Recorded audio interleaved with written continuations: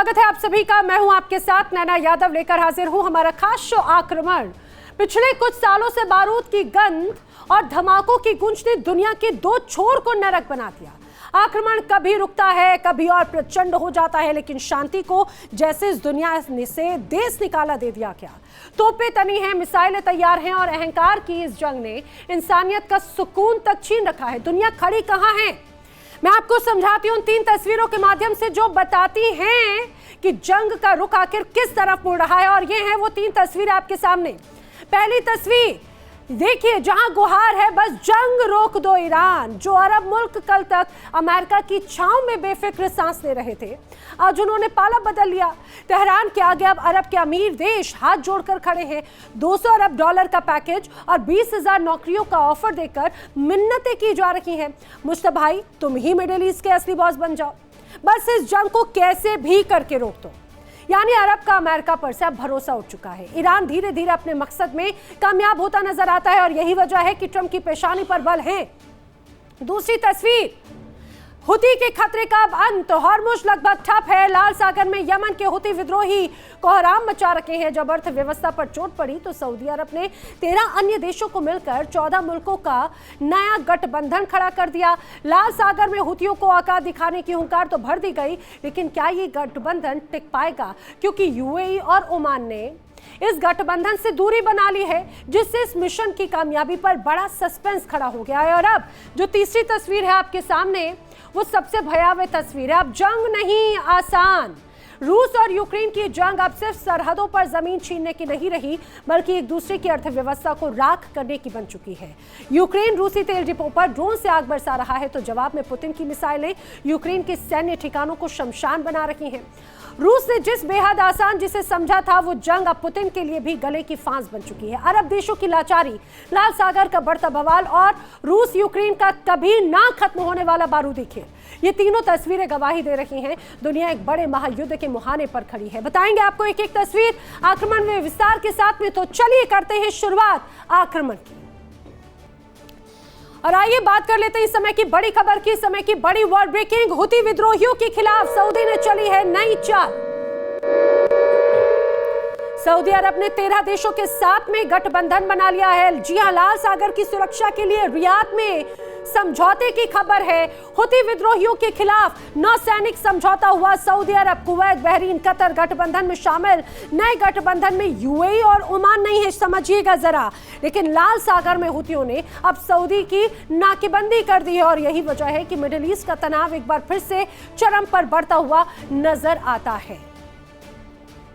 चलिए बढ़ेंगे आगे। सऊदी अरब के नेतृत्व में 14 देशों ने एक गठबंधन तैयार किया जो लाल सागर में हुती के हमलों से कमर्शियल शिप्स को सुरक्षा देगा। लेकिन वो आखिर सुरक्षा देगा कैसे, ये भी जरा जान लीजिए, आपको बताते हैं। दरअसल बताया जा रहा है कि सुरक्षा के लिए बाकायदा युद्धपोत तैनात किए जाएंगे। लाल सागर और बाब अल मंदेब में तैनात युद्धपोत किए जाएंगे। युद्धपोत गश्त करेंगे और कमर्शियल शिप्स को सुरक्षा देंगे। अब काफिले में बताया जा रहा है कि जहाज ले जाए जाएंगे। अकेले की बजाय काफिले में टैंकर और जहाज भेजे जाएंगे। काफिले की सुरक्षा के लिए ये युद्धपोत साथ में चलेंगे। अब ड्रोन और मिसाइल रोकने की भी कोशिश इस दौरान की जा रही है। और इस समय की बड़ी खबर, आईआरजीसी के 3 दावों को सैंटकॉम ने सिरे से नकार दिया है। बड़ी war breaking. Strait of Hormuz पर ईरान का वर्चस्व नहीं, अमेरिकी F-35 नष्ट होने का दावा सरासर गलत है। कोई अमेरिकी विमान क्षतिग्रस्त नहीं हुआ, ये सैंटकॉम की तरफ से बात कही गई। दरअसल आईआरजीसी ने दावे किए थे जिस रूप में अमेरिका पर हमले किए उसमें अमेरिका को बड़ा नुकसान हुआ, अमेरिकी F-35 नष्ट हुआ। लेकिन सैंटकॉम ने कहा आईआरजीसी के दावे सरासर गलत हैं, कुछ हुआ ही नहीं। जिस अमेरिका के दम पर खाड़ी के देश कूदते थे, आज उसी अमेरिका को झटका देकर 4 बड़े अरब मुल्कों ने तेहरान के आगे घुटने टेक दिए। जब ईरान की सुसाइड ड्रोन्स और मिसाइलें गरज रही थी, तब सुपरबास अमेरिका हाथ पर हाथ धरे बैठा था और नतीजा रहा सऊदी, यूएई, कतर और ओमान ने तेहरान की दहलीज पर 16 लाख करोड़ रुपए और 20,000 नौकरियों का एक तरह से थाल सजा कर रख दिया। क्या मिडिल ईस्ट से अमेरिका का बोरिया बिस्तर अब गोल हो चुका है और क्या अमेरिका पर भरोसा कम, ईरान के दबदबे पर यकीन ज्यादा हो गया है?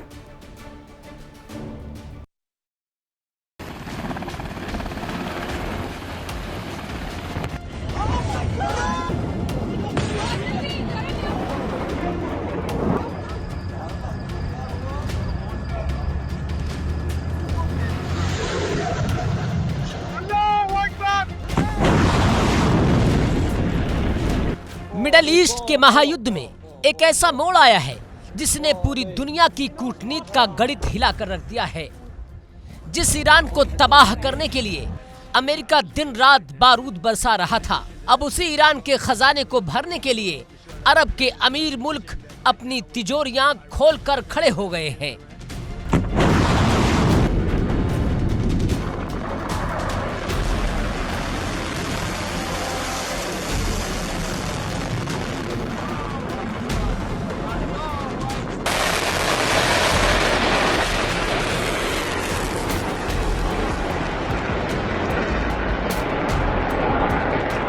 सनसनीखेज रिपोर्ट ने वाशिंगटन से लेकर लंदन तक हड़कंप मचा दिया है।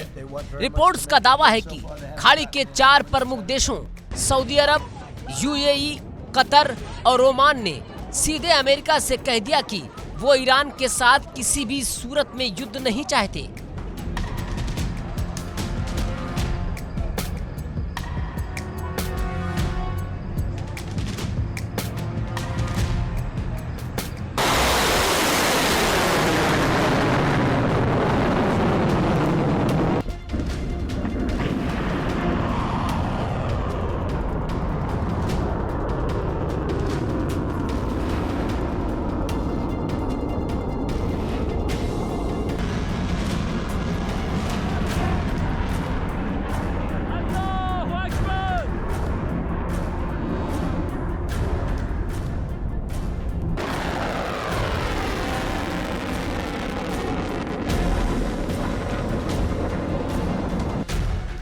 अरब मुल्कों ने तेहरान के सामने एक ऐतिहासिक और अभूतपूर्व शांति पैकेज रखा।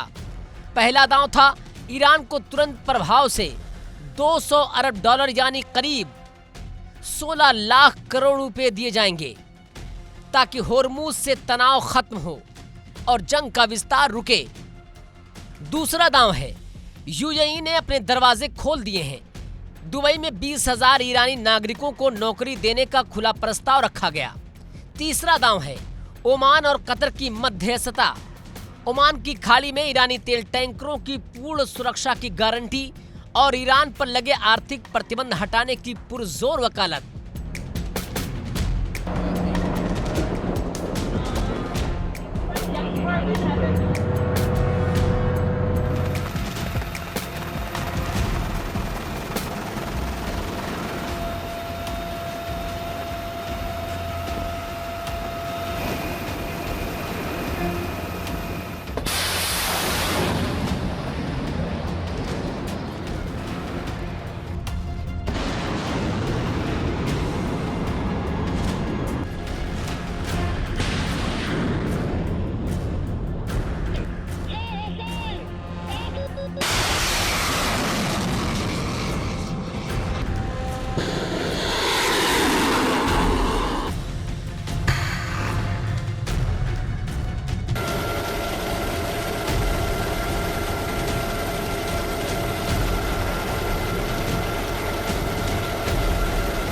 ये समझौता सिर्फ कागजों पर नहीं रहा, बल्कि इसकी सीधी गूंज वाशिंगटन के ओवल ऑफिस तक पहुंच चुकी है।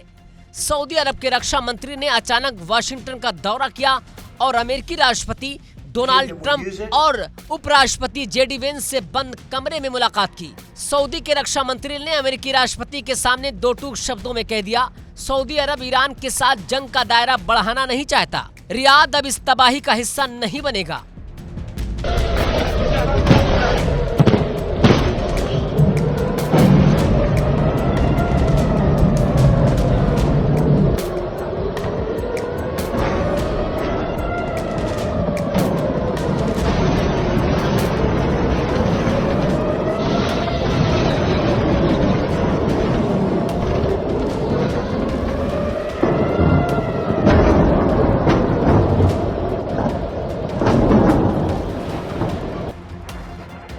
एक तरफ सऊदी अरब ईरान समर्थित लड़ाकों के हमलों का जवाब दे रहा था, वहीं दूसरी तरफ पर्दे के पीछे रियाद समझ चुका था कि अमेरिकी युद्ध की आग में जलकर सिर्फ और सिर्फ अरब का नुकसान हो रहा है। कतर के आधिकारिक तौर पर मध्यस्थ की कमान संभाल ली है।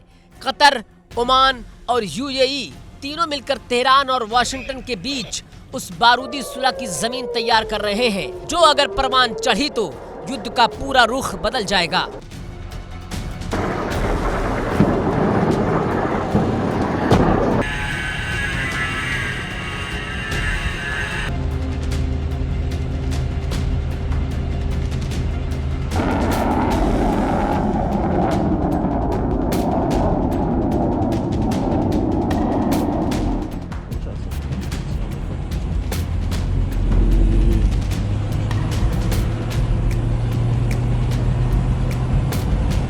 واو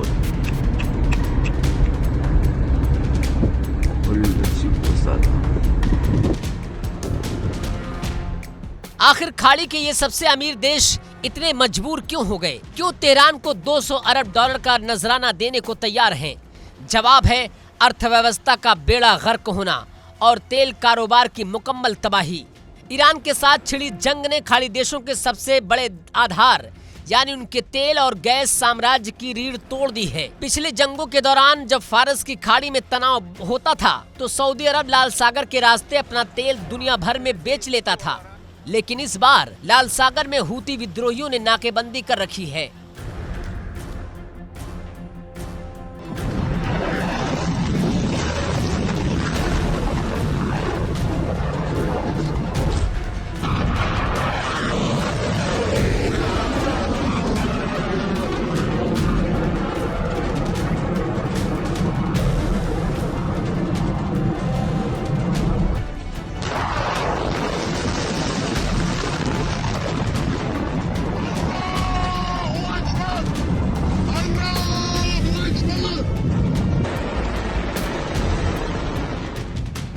सऊदी अरब पर दो तरफा मार पड़ रही है। उत्तर से इराक के कताइब हिजबुल्ला और दक्षिण से यमन के हूती, दोनों एक साथ सऊदी के क्रिटिकल तेल संयंत्रों पर मिसाइलें बरसा रहे हैं। उधर यूएई का तेल व्यापार ठप पड़ा है और दुनिया में एलएनजी का सबसे बड़ा निर्यातक कतर होर्मुज स्ट्रेट बंद होने की वजह से 1 लीटर गैस भी बाहर नहीं भेज पा रहा है। खाड़ी देशों की अर्थव्यवस्थाएं हर दिन अरबों डॉलर के घाटे में डूब रही हैं। الرادار الإيراني هذا البرج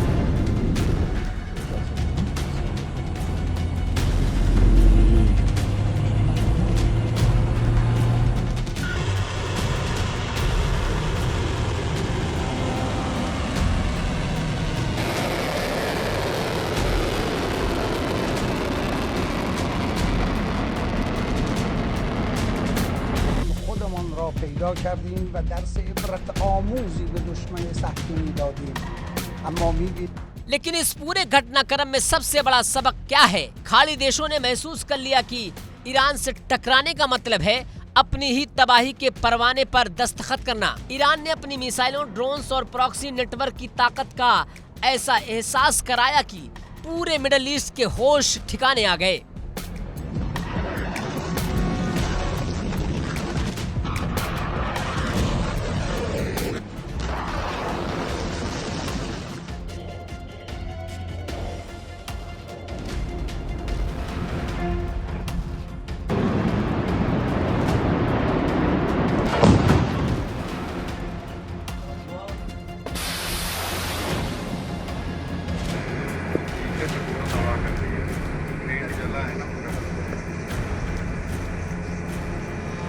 दरवाजे जैसा क्या तो रोल जैसा दरवाजा है ना।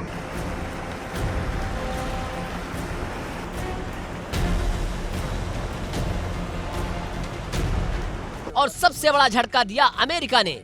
जब ईरान की मिसाइलें खाड़ी के 4 देशों के करीब से गुजर रही थी, जब तेल पाइपलाइनों पर हमले हो रहे थे, तब रियाद और अबू धाबी की उम्मीद थी कि पेंटागन अपनी पूरी ताकत से उनकी ढाल बनेगा।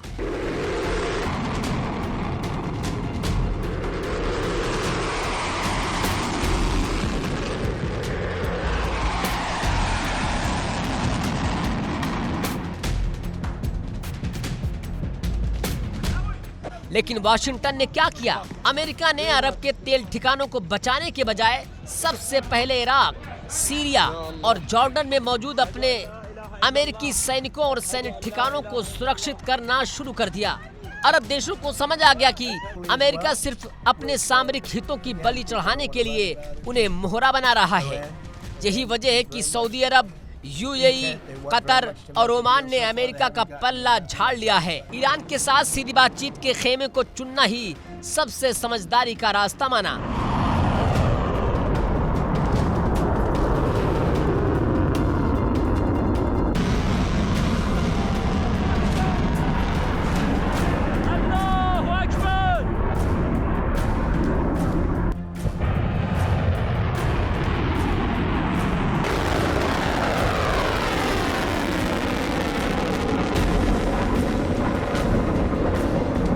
हालांकि ये शांति इतनी आसान नहीं है।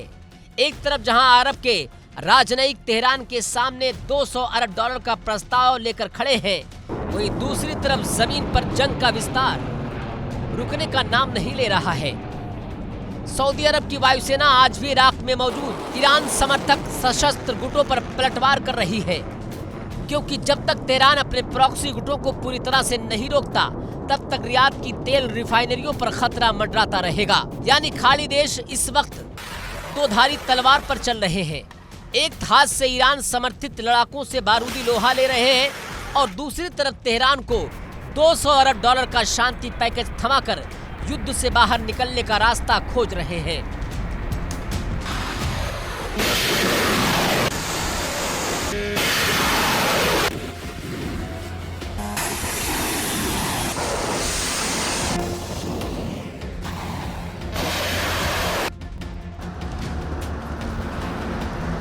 तो खाड़ी की ये जंग अब एक ऐसे मुकाम पर पहुंच गई है जहां हथियारों से ज्यादा पैसों की खनक और कूटनीति का दम आजमाया जा रहा है। अरब देशों का अमेरिका के सुपर पावर होने के भ्रम से पर्दा उठ चुका है। उन्हें समझ आ गया कि जब मिसाइलें गिरती हैं तो वाशिंगटन में बैठे हुक्मरान सिर्फ बयानबाजी करते हैं। नुकसान रियाद, दुबई और दोहा का होता है। 200 अरब डॉलर का ऑफर, दुबई में 20,000 नौकरियां और होर्मुज की नाकेबंदी खत्म करने का प्रस्ताव साबित करता है कि ईरान ने इस महायुद्ध में अपनी सैन्य ताकत का लोहा मनवा लिया है। अब सबसे बड़ा सवाल ये है कि क्या तेहरान इस 200 अरब डॉलर की शांति के दांव को स्वीकार करेगा या फिर अमेरिका खाड़ी देशों के इस शांति समझौते को नाकाम करने के लिए कोई नया बवंडर खड़ा करेगा।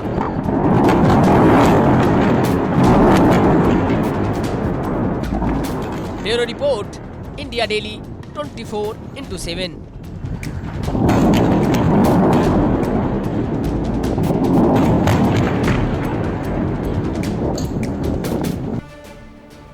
और इस समय की बड़ी वर्ल्ड ब्रेकिंग, बहरीन में अमेरिकी बेस पर ईरान ने एक बार फिर से किया है बड़ा अटैक। बड़ी खबर, ईरान में अमेरिकी एयरबेस पर ईरान का बड़ा अटैक की खबर। शेख ईसा एयरबेस पर ईरान ने ड्रोन से अटैक किया है। पावर जनरेटर और नेविगेशन सिस्टम पर भी हमले की खबर सामने आई है। शेख ईसा एयरबेस पर ईरान का ड्रोन अटैक, जिससे एक बार फिर से तबाही का मंजर है। बताया जा रहा है कि इस बार निशाना था पावर जनरेटर और नेविगेशन सिस्टम, जिस पर अटैक किया गया बहरीन में। दरअसल ये अमेरिका का एयरबेस था जिस जगह पर एक बार फिर से ईरान की तरफ से अटैक किए गए। बढ़ते हैं आगे, बात कर लेते हैं एक और बड़ी वर्ल्ड ब्रेकिंग की समय की बड़ी खबर। ईरानी संसद अध्यक्ष गालिबाफ की ट्रंप को खुली चुनौती। गालिबाफ ने एक बार फिर से डोनाल्ड ट्रंप को आंखें दिखाई हैं और सीधे सीधे चेतावनी दी है। अमेरिका हर दिन नई गलती करते जा रहा है, गालिबाफ कह रहे हैं। गालिबाफ ने यह भी चेताया कि गलतियों को अब नजरअंदाज ईरान नहीं करने वाला, अब सबक जरूर सिखाया जाएगा। केशम द्वीप पर आम नागरिकों के घरों पर हमले किए गए, ये सरासर बर्दाश्त नहीं किया जाएगा, इसका जवाब जरूर दिया जाएगा। गाजा को लेकर डोनाल्ड ट्रंप ने एक बार फिर से बड़ा दावा किया है। गाजा को लेकर डोनाल्ड ट्रंप ने क्या दावा किया? दरअसल डोनाल्ड ट्रंप कह रहे हैं गाजा में शांति की दिशा में अहम कदम उठाए जा रहे हैं। हथियार छोड़ने को अब हमास तैयार हो चुका है, डोनाल्ड ट्रंप ने बड़ा दावा किया। डोनाल्ड ट्रंप ने तो यहां तक कह दिया कि हमास और दूसरे हथियारबंद गुटों के बीच में समझौता हो गया है। गाजा में शांति कैसे स्थापित होगी? डोनाल्ड ट्रंप एक अलग तरह का राग छेड़ रहे हैं। ईरान भले ही मिडिल ईस्ट में जीतता दिख रहा हो, अमेरिका और इजराइल भले ही जंग में हारते दिख रहे हो, भले ही ईरान अपने प्रॉक्सी संगठनों के दम पर अमेरिका जैसे सुपर पावर को आंखें दिखा रहा हो, लेकिन अब उससे भी एक बड़ा झटका लगा है। कैसे, दिखाते हैं आपको इस रिपोर्ट में।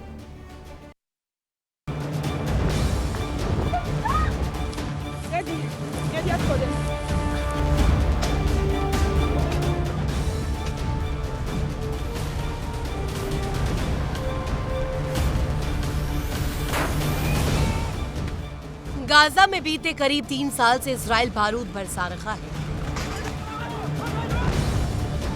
हमास के कमांडरों को चुन चुन कर निशाना बनाया जा रहा है। गाजा की सैकड़ों इमारतें खंडहर बन चुकी है। मलबे के नीचे फिलिस्तीन के लोगों के अरमान दब चुके हैं।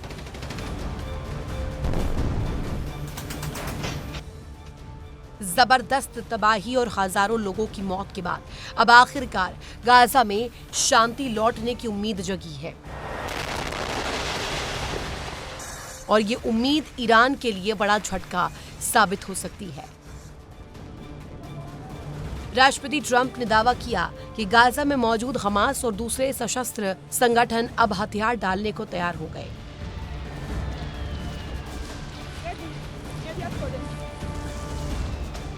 राष्ट्रपति ट्रंप का दावा है कि उनके बोर्ड ऑफ पीस ने गाजा में हमास और दूसरे सशस्त्र संगठनों के बीच एक समझौता कराया। इसके तहत ये संगठन अपने हथियार पूरी तरह डाल देंगे। इसके साथ ही गाजा से इजरायली सेना धीरे धीरे पीछे हटने लगी। दरअसल 7 अक्टूबर 2023 को हमास ने इजराइल पर एक जोरदार हमला किया। तब से ही गाजा की फिजाओं में बारूद की गंध ऐसी घुसी कि अब तक नहीं निकल पा रही है। लेकिन अब राष्ट्रपति ट्रंप के मुताबिक गाजा में मौजूद हथियारबंद संगठन अब हथियार रखने और लड़ाई बंद करने को तैयार है। ट्रंप के मुताबिक ये समझौता कई चरणों में लागू होगा और इसके साथ ही इजरायली सेना भी धीरे धीरे गाजा से पीछे हटेगी। ट्रंप ने अपने सोशल मीडिया पर पोस्ट में लिखा कि यह समझौता स्थायी शांति और सुरक्षा की दिशा में ऐतिहासिक कदम होगा। इसके अलावा गाजा में नई फिलिस्तीनी सरकार बनेगी। ट्रंप ने दावा किया कि फिलिस्तीन सरकार बोर्ड ऑफ पीस के साथ मिलकर काम करेगी और आम फिलिस्तीनियों के लिए शासन करेगी। राष्ट्रपति ट्रंप ने हमास के निरस्त्रीकरण को इजराइल की सुरक्षा के लिए बड़ा कदम बताया। ट्रंप ने पोस्ट में कहा कि गाजा अब इजराइल पर हमले करने वाले ठिकाने के रूप में इस्तेमाल नहीं होगा। पश्चिमी मीडिया की रिपोर्ट के मुताबिक हमास का कहना है कि मध्यस्थ देशों और बोर्ड ऑफ पीस की जिम्मेदारी होगी कि वो ये सुनिश्चित करे कि इजराइल भी समझौते की सभी शर्तों का पालन करे। मीडिया रिपोर्ट्स के मुताबिक गाजा में एक इंटरनेशनल स्टेबलाइजेशन फोर्स बनाई जानी है जो 3 अहम जिम्मेदारियां निभाएगा। ये नई फिलिस्तीनी पुलिस फोर्स को ट्रेनिंग देगा, इजरायली सेना की वापसी के दौरान सुरक्षा व्यवस्था संभालेगी और हमास के हथियारों और गाजा की सुरंगों को तबाह कराने की प्रक्रिया की निगरानी करेगी। खबरों के मुताबिक गाजा को पूरी तरह असैनिक बनाने की प्रक्रिया 200 से 300 दिन तक चल सकती है। इसके बाद नए फिलिस्तीनी प्रशासन के तहत गाजा में शासन व्यवस्था स्थापित करने का प्लान है।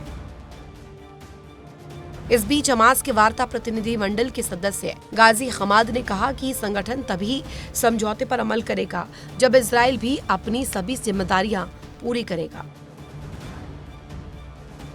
हमास की ओर से साफ कहा गया है कि अगर इजरायली सेना की वापसी में देरी हुई या समझौते की शर्तों का पालन नहीं किया गया तो हमास भी किसी कदम को लागू नहीं करेगा। मिस्र की मीडिया के मुताबिक जल्द ही काहिरा में अमेरिका, मिस्र, कतर और टर्की के मध्यस्थों की बैठक होगी। इसमें संघर्ष विराम के दूसरे चरण और समझौते को लागू करने की रूपरेखा पर चर्चा होगी।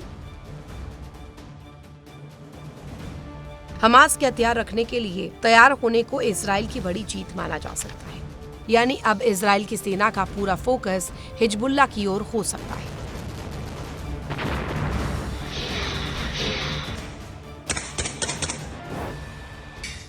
Bureau report, India daily.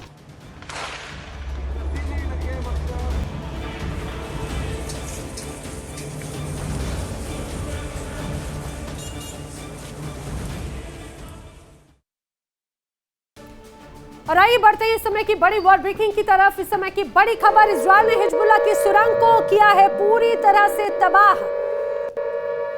Israel ने हिजबुल्लाह की सुरंग को नष्ट कर दिया है। ऑपरेशन में 700 टन विस्फोटक का इस्तेमाल हुआ। बड़े पैमाने पर भूमिगत नेटवर्क को निशाना बनाया गया है। अब तक हिजबुल्लाह की ओर से आधिकारिक पुष्टि नहीं की गई, लेकिन दक्षिणी लेबनान में हिजबुल्लाह की कई सुरंगें हैं, ये तो स्पष्ट हो जाती है। और उसी इलाके में एक बार फिर से इजरायल की तरफ से बड़े हमले किए गए। रूस ने जिस जंग को वॉकरूम का खेल समझा था, वो आज पुतिन के गले की फांस बन चुकी है।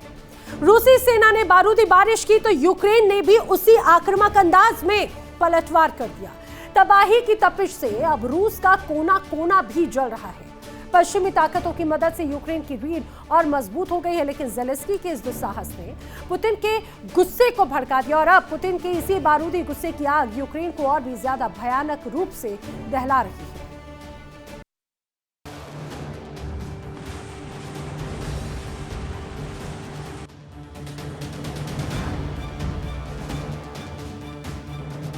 ज़ेपोरिज़िया में गाइडेड बमों से हमला, कीव पर मिसाइल अटैक, ओडेसा पर भी तबाही। ये नाम और हालात है चंद शहरों के, लेकिन पूरे यूक्रेन में हालात लगभग एक जैसे ही हैं। पुतिन का क्रोध लगातार बढ़ते जा रहा है और गुस्से की ये आग आज यूक्रेन के लोगों पर कहर बनकर टूट रही है।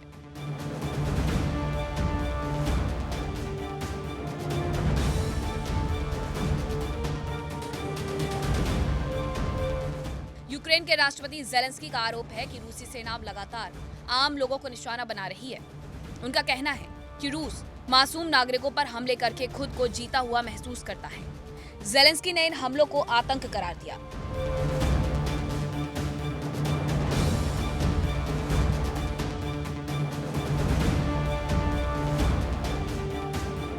ज़ेलेंस्की के अनुसार चेरनिहिव में एक सुपरमार्केट और ज़ेपोरिज़िया पर हुए हमलों में कई लोग प्रभावित हुए। ज़ेलेंस्की के अनुसार रूसी सेना ने ज़ेपोरिज़िया पर गाइडेड बमों से हमला किया। ज़ेलेंस्की का दावा है कि एक हफ्ते में रूस ने यूक्रेन के खिलाफ करीब 1700 ड्रोन और 1600 से ज्यादा गाइडेड बमों से हमला किया। इसके अलावा करीब 100 मिसाइलें भी दागी गई, जिनमें आधी से ज्यादा बैलिस्टिक मिसाइलें थी।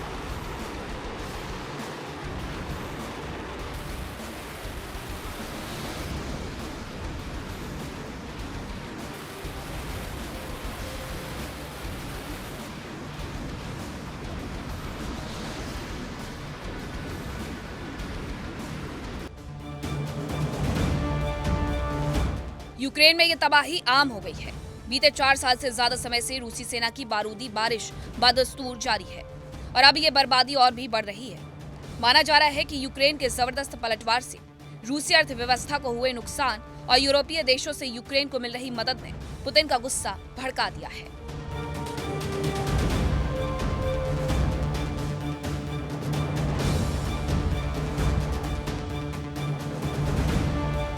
रूस के हमलों के बीच यूक्रेन के मददगार तैयार हैं। ब्रिटेन ने एक बार फिर यूक्रेन को लगातार मदद देने का भरोसा दिया। ब्रिटेन के नए पीएम एंडी बर्नहैम ने यूक्रेन को 100% और अटूट समर्थन देने का वादा किया।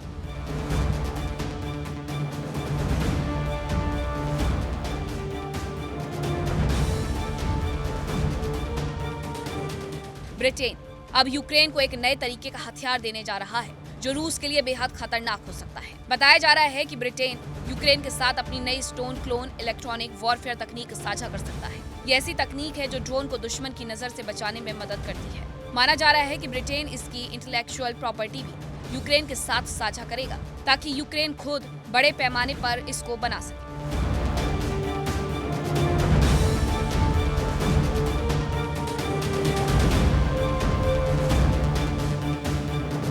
ब्रिटेन के नए पीएम बर्नहैम ने पूर्व प्रधानमंत्री कीर स्टारमर की तारीफ की। उन्होंने कहा कि यूक्रेन के लिए उनका समर्थन भी उतना ही मजबूत है जितना स्टारमर के समय था।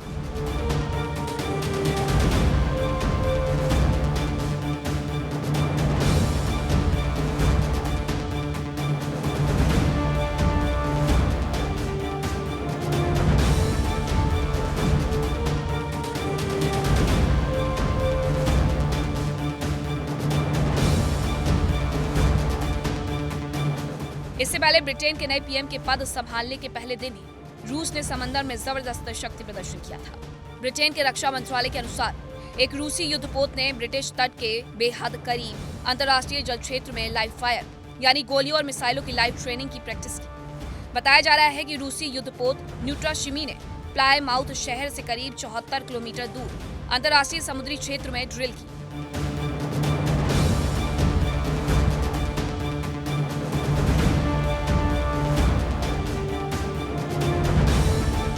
हालांकि ये इलाका ब्रिटेन की समुद्री सीमा से बाहर था, लेकिन ब्रिटिश नेवी ने लगातार इस पर नजर बनाए रखी ताकि जरूरत पड़ने पर जवाबी कार्रवाई की जा सके। जानकारी के अनुसार ड्रिल शुरू करने से पहले ही रूसी युद्धपोत ने ब्रिटिश नौसेना के गश्ती जहाज को जानकारी दे दी थी। रूस ने ब्रिटिश जहाज से सुरक्षित दूरी बनाने की अपील भी की, जिसके बाद ब्रिटिश जहाज पीछे हट गया था। करीब आधे घंटे तक ये लाइव फायर अभ्यास चला।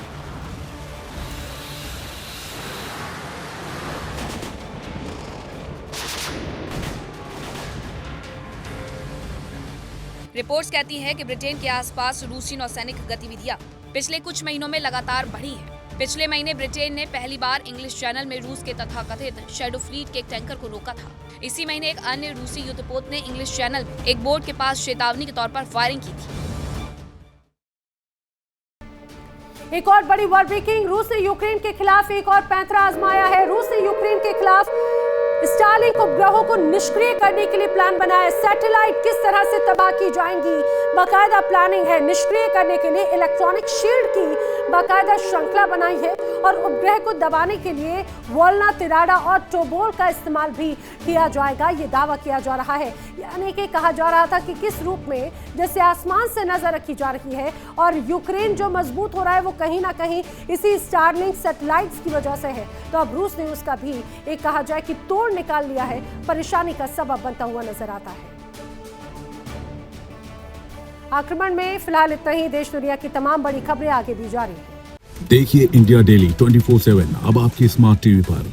इंडिया डेली मौजूद है सभी डिजिटल प्लेटफॉर्म पर लाइव और लगातार। इंडिया डेली 24/7 हर दिन राष्ट्र को समर्पित।